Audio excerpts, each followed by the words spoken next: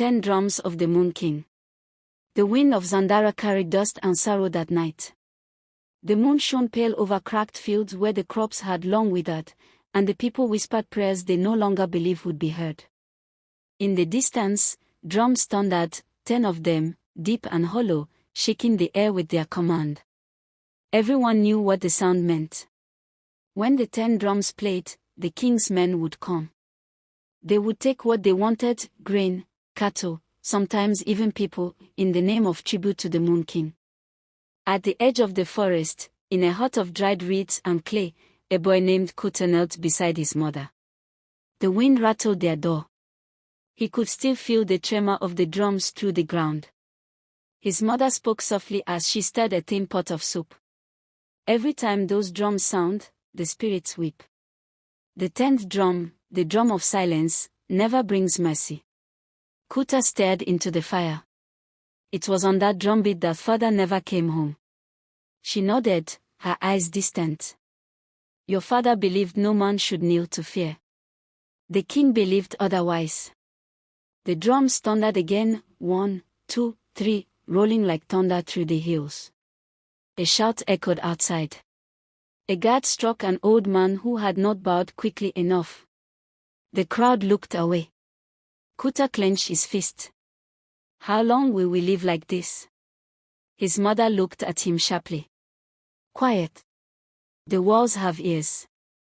But Kuta's anger had grown beyond whispers. If the drums command fear, he said, then someone must teach them a new song. That night, as the village slept, Kuta left his hut. The moon was full, the air heavy. He walked through the forest toward the palace hill, following the sound that ruled their lives. He crossed rivers, climbed rocks, and when he reached the outer wall of the palace, he saw them, the 10 drums. They stood in a circle of silver wood, each one carved from sacred tree trunks, their surfaces wrapped in glowing hides said to be blessed by the moon spirits themselves. No commoner had ever touched them. No one dared. Kuta whispered, if they hold the power to command, then let them hear the voice of the people they command. He waited until the guards changed shifts, then crept inside. The drums paused faintly, as if breathing. He reached out and laid a trembling hand on the smallest one, the drum of dawn. The air shivered. Who wakes the voice of the moon? A deep whisper said, coming not from the air but from the drum itself. Kuta froze. I am Kuta, son of the fields, son of no one. The voice rumbled again. The king beats us for his power. Will you beat us for your truth? Kuta took a deep breath. Yes. He struck the drum once. A sound burst out, not thunder, not music, but something alive. It rolled through the palace like wind through fire, and torches flickered in its path. The guard spun around. Who's there? Kuta darted toward the next drum, the drum of courage, and struck it once. The sound shook the walls. His fear melted away, replaced by something fierce, something ancient. The drums began to glow. Each one pulsed with a different light, blue, red, gold, and green, and in their rhythm he heard voices, the cries of his people, the songs of those who had vanished, the whispers of truth long buried. From his throne, the Moon King heard the commotion and rose. His robe shimmered with silver threads, and his crown glowed with the pale fire of moonstones.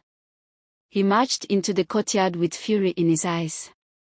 Who dares touch my sacred drums? He thundered. Kuta stood before him, hands trembling but eyes unbroken. These drums belong to the people of Zandara, not just to you. The king laughed. A child dares speak to a king. You do not understand their power. Then teach me, Kuta said. The king raised his staff. Very well. He struck the 10th drum, the drum of silence. The world stopped. The air froze. Even the moon seemed to hold its breath. Then came a voice, cold, distant, endless. Why do you call me again, O king of fear? The king bowed. Obey me, spirit of ending. Destroy this boy who defies my throne. But the spirit did not obey. Its voice grew sharper. You have used me to silence the innocent. You have forgotten that silence does not belong to kings, it belongs to the earth. The king's face twisted. You dare defy me? The spirit's laughter shook the sky. It is you who dared to think you own me. A great wind rose, lifting the sand and tearing through the palace banners. The 10th drum cracked open, and from its heart poured silver mist that wrapped around the king. When it cleared, the king stood still as stone, his crown fused to his brow, his eyes locked in fear. Kuta fell to his knees, breathless. The other drums glowed softly, their lights gentle now. The spirit spoke once more. Drums do not choose rulers, it said. They choose hearts. When dawn came, the villagers climbed the hill to see what the knights had done. They found their king turned to stone and a boy standing among 10 drums glowing in the sunlight. Kuta turned to them and said, "These drums will never again speak for fear. They will speak only for truth." He struck the 5th drum, the drum of truth, and the sound rolled through the valleys like light across water. Every lie, every hidden pain, every buried dream rose to the surface. The people wept, not from sorrow, but from freedom. From that day, the 10 drums were sealed within a shrine. No king, no chief, no warrior would ever beat them again. Only the wind would play them, and only when the land was ready to remember. Elders say that on certain nights, when the moon is high and the forest quiet, you can still hear their rhythm drifting through the hills, 10 soft beats that remind all who listen that truth, once awakened, can never again be silenced.